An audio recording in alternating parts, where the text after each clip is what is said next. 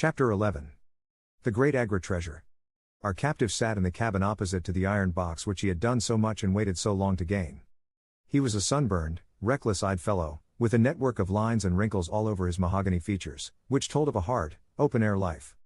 There was a singular prominence about his bearded chin which marked a man who was not to be easily turned from his purpose. His age may have been 50 or thereabouts, for his black, curly hair was thickly shot with grey. His face in repose was not an unpleasing one, though his heavy brows and aggressive chin gave him, as I had lately seen, a terrible expression when moved to anger. He sat now with his handcuffed hands upon his lap, and his head sunk upon his breast, while he looked with his keen, twinkling eyes at the box which had been the cause of his ill-doings. It seemed to me that there was more sorrow than anger in his rigid and contained countenance. Once he looked up at me with a gleam of something like humor in his eyes. "Well, Jonathan Small," said Holmes, lighting a cigar, "I am sorry that it has come to this." "And so am I, sir," he answered, frankly. "I don't believe that I can swing over the job. I give you my word on the book that I never raised hand against Mr. Sholto. It was that little hellhound Tonga who shot one of his curse darts into him. I had no part in it, sir. I was as grieved as if it had been my blood relation. I welted the little devil with the slack end of the rope for it, but it was done, and I could not undo it again." "Have a cigar," said Holmes, "and you had best take a pull out of my flask, for you are very wet. How could you expect so small and weak a man as this black fellow to overpower Mr. Sholto and hold him while you were climbing the rope? You seem to know as much about it as if you were there, sir. The truth is that I hope to find the room clear. I knew the habits of the house pretty well, and it was the time when Mr. Sholto usually went down to his supper. I shall make no secret of the business. The best defense that I can make is just the simple truth. Now, if it had been the old Major, I would have swung for him with a light heart. I would have thought no more of knifing him than of smoking this cigar. But it's cursed hard that I should be lagged over this young Sholto, with whom I had no quarrel whatever. You are under the charge of Mr. Athelney Jones, of Scotland Yard. He is going to bring you up to my rooms, and I shall ask you for a true account of the matter. You must make a clean breast of it, for if you do I hope that I may be of use to you. I think I can prove that the poison acts so quickly that the man was dead before ever you reached the room." "That he was, sir. I never got such a turn in my life as when I saw him grinning at me with his head on his shoulder as I climbed through the window. It fairly shook me, sir. I'd have half killed Tonga for it if he had not scrambled off. That was how he came to leave his club, and some of his darts too, as he tells me, which I dare say helped to put you on our track, though how you kept on it is more than I can tell. I don't feel no malice against you for it. But it does seem a queer thing," he added, with a bitter smile, "that I who have a fair claim to nigh upon $500,000 of money should spend the first half of my life building a breakwater in the Andamans, and am like to spend the other half digging drains at Dartmoor. It was an evil day for me when first I clapped eyes upon the merchant Ahmed and had to do with the Agra treasure, which never brought anything but a curse yet upon the man who owned it. To him it brought murder, to Major Sholto it brought fear and guilt, to me it has meant slavery for life." At this moment Athelney Jones thrust his broad face and heavy shoulders into the tiny cabin. "Quite a family party," he remarked. "I think I shall have a pull at that flask, Holmes. Well, I think we may all congratulate each other. Pity we didn't take the other alive, but there was no choice. I say, Holmes, you must confess that you cut it rather fine.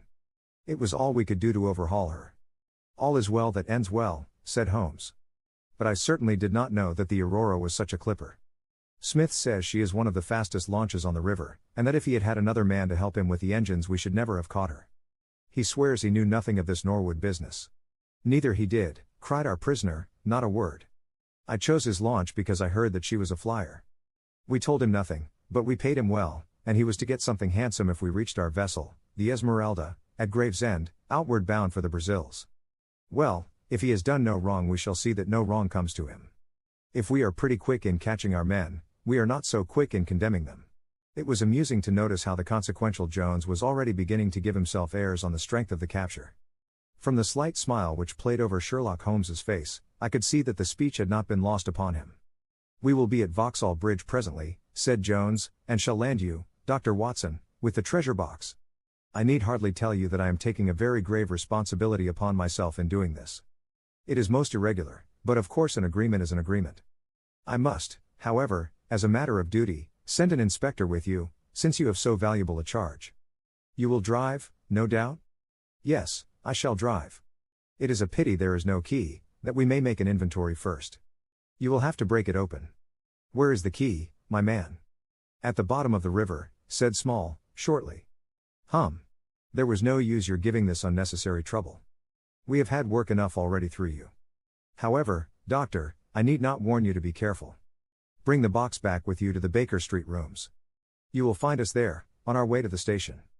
They landed me at Vauxhall, with my heavy iron box, and with a bluff, genial inspector as my companion. A quarter of an hour's drive brought us to Mrs. Cecil Forrester's. The servant seemed surprised at so late a visitor. Mrs. Cecil Forrester was out for the evening, she explained, and likely to be very late. Miss Morstan, however, was in the drawing room, so to the drawing room I went, box in hand, leaving the obliging inspector in the cab. She was seated by the open window, dressed in some sort of white diaphanous material, with a little touch of scarlet at the neck and waist. The soft light of a shaded lamp fell upon her as she leaned back in the basket chair, playing over her sweet, grave face, and tinting with a dull, metallic sparkle the rich coils of her luxuriant hair. One white arm and hand drooped over the side of the chair, and her whole pose and figure spoke of an absorbing melancholy. At the sound of my footfall she sprang to her feet, however, and a bright flush of surprise and of pleasure colored her pale cheeks. "I heard a cab drive up," she said. "I thought that Mrs. Forrester had come back very early, but I never dreamed that it might be you. What news have you brought me?" "I have brought something better than news," said I, putting down the box upon the table and speaking jovially and boisterously, though my heart was heavy within me. "I have brought you something which is worth all the news in the world. I have brought you a fortune." She glanced at the iron box. "Is that the treasure, then?" she asked, coolly enough. "Yes, this is the great Agra treasure. Half of it is yours and half is Thaddeus Sholto's. You will have a couple of 100,000 each. Think of that. An annuity of £10,000. There will be few richer young ladies in England. Is it not glorious?" I think that I must have been rather overacting my delight, and that she detected a hollow ring in my congratulations, for I saw her eyebrows rise a little, and she glanced at me curiously. "If I have it," said she, "I owe it to you." "No, no," I answered, "not to me, but to my friend Sherlock Holmes." With all the will in the world, I could never have followed up a clue which has taxed even his analytical genius. As it was, we very nearly lost it at the last moment. "Pray sit down and tell me all about it, Dr. Watson," said she. I narrated briefly what had occurred since I had seen her last, Holmes's new method of search, the discovery of the Aurora, the appearance of Athelney Jones, our expedition in the evening, and the wild chase down the Thames. She listened with parted lips and shining eyes to my recital of our adventures. When I spoke of the dart which had so narrowly missed us, she turned so white that I feared that she was about to faint. "It is nothing," she said, as I hastened to pour her out some water. "I am all right again." It was a shock to me to hear that I had placed my friends in such horrible peril. "That is all over," I answered. "It was nothing. I will tell you no more gloomy details. Let us turn to something brighter. There is the treasure. What could be brighter than that? I got leave to bring it with me, thinking that it would interest you to be the first to see it." "It would be of the greatest interest to me," she said. There was no eagerness in her voice, however. It had struck her, doubtless, that it might seem ungracious upon her part to be indifferent to a prize which had cost so much to win. "What a pretty box," she said, stooping over it. "This is Indian work, I suppose?" "Yes, it is Benares metal work." "And so heavy," she exclaimed, trying to raise it. "The box alone must be of some value. Where is the key?" "Small threw it into the Thames," I answered. "I must borrow Mrs. Forrester's poker." There was in the front a thick and broad hasp, wrought in the image of a sitting Buddha. Under this I thrust the end of the poker and twisted it outward as a lever. The hasp sprang open with a loud snap. With trembling fingers I flung back the lid. We both stood gazing in astonishment. The box was empty. No wonder that it was heavy. The ironwork was 2/3 of an inch thick all round. It was massive, well made, and solid, like a chest constructed to carry things of great price, but not one shred or crumb of metal or jewelry lay within it. It was absolutely and completely empty. "The treasure is lost," said Miss Morstan, calmly. As I listened to the words and realized what they meant, a great shadow seemed to pass from my soul. I did not know how this Agra treasure had weighed me down, until now that it was finally removed. It was selfish, no doubt, disloyal, wrong, but I could realize nothing save that the golden barrier was gone from between us. "Thank God!"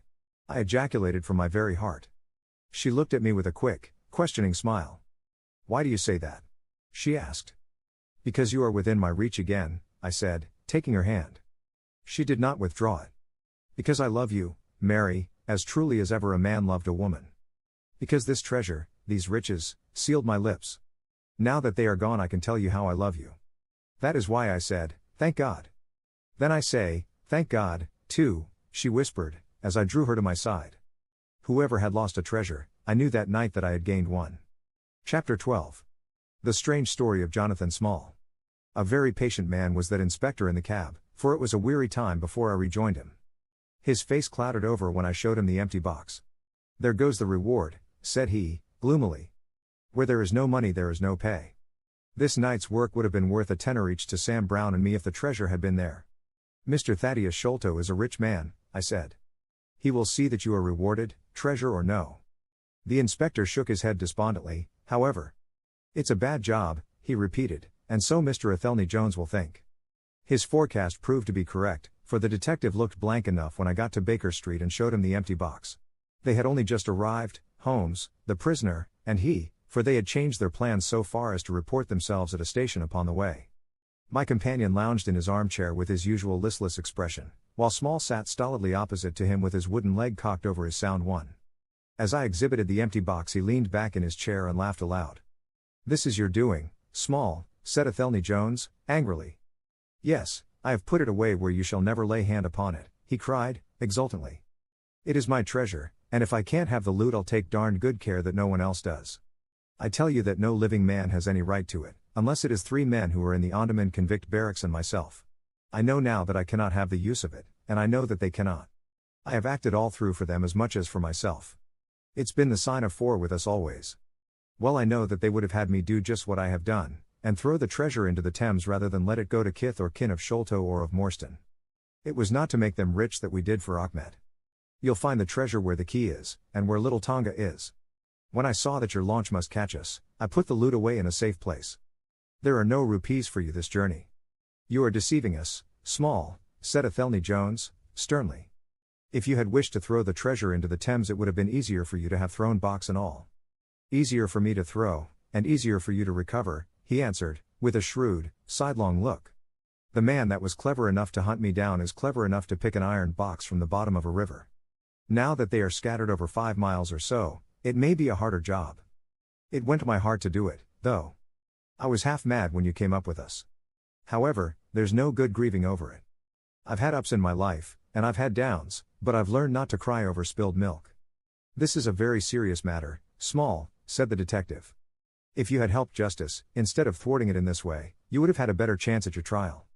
Justice? Snarled the ex-convict. A pretty justice.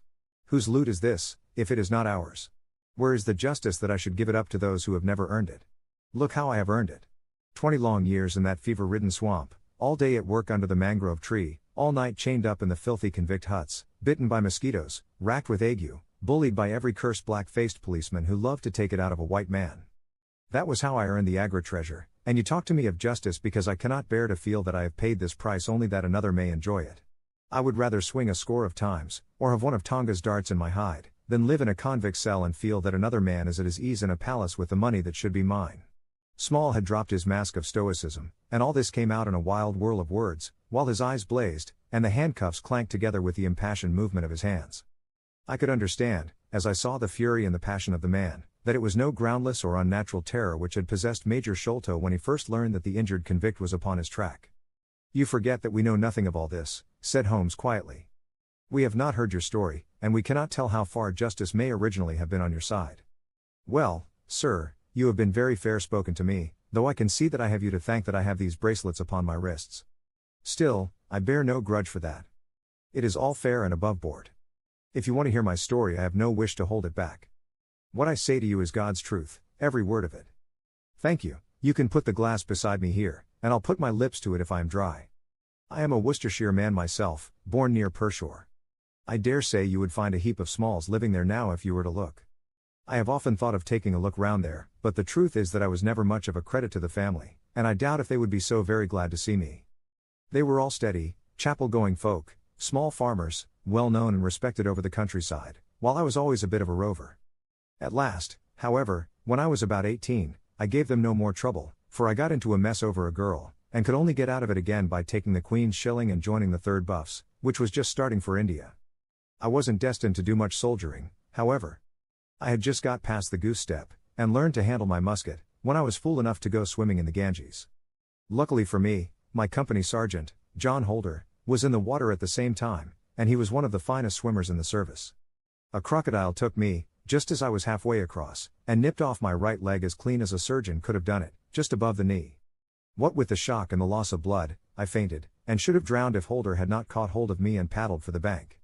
I was 5 months in hospital over it, and when at last I was able to limp out of it with this timber toe strapped to my stump, I found myself invalided out of the army and unfitted for any active occupation. I was, as you can imagine, pretty down on my luck at this time, for I was a useless cripple though not yet in my 20th year. However, my misfortune soon proved to be a blessing in disguise. A man named Abel White, who had come out there as an indigo planter, wanted an overseer to look after his coolies and keep them up to their work. He happened to be a friend of our colonel's, who had taken an interest in me since the accident. To make a long story short, the colonel recommended me strongly for the post and, as the work was mostly to be done on horseback, my leg was no great obstacle, for I had enough knee left to keep good grip on the saddle. What I had to do was to ride over the plantation, to keep an eye on the men as they worked, and to report the idlers. The pay was fair, I had comfortable quarters, and altogether I was content to spend the remainder of my life in indigo planting. Mr. Abel White was a kind man, and he would often drop into my little shanty and smoke a pipe with me, for white folk out there feel their hearts warm to each other as they never do here at home.